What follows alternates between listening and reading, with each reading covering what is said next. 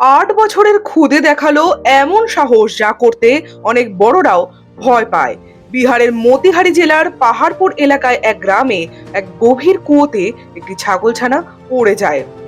কুয়োর চারপাশে স্থানীয় জনগণরা এসে ভিড় করে। তারপর যথারীতি দড়ি নামিয়ে ছাগলটিকে তুলে আনার চেষ্টা করা হয়, কিন্তু তাতে তা ব্যর্থ হয়। তারপর নেওয়া হয় এক বিরাট সাহসী পদক্ষেপ। মোটা দড়ি এবং কাপড় দিয়ে বেঁধে কুয়োর ভিতরে নামানো হয় মাত্র 8 বছরের একটি শিশুকে।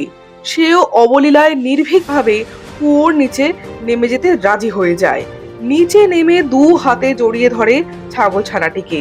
তারপর দুজনকে দড়ি টেনে নিরাপদে ওপরে তুলে আনা হয়।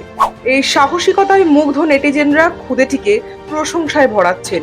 তবে অনেকেই বলছেন, বড়রা থাকতে কেন একটি 8 বছরের শিশুকে এইভাবে কুয়োয় নামানো হলো? আপনার কি মনে হয়, এটি কি সত্যিই প্রশংসনীয়, নাকি এর পেছনে ছিল যথেষ্ট বড় ঝুঁকি? কমেন্টে লিখুন আপনার মতামত।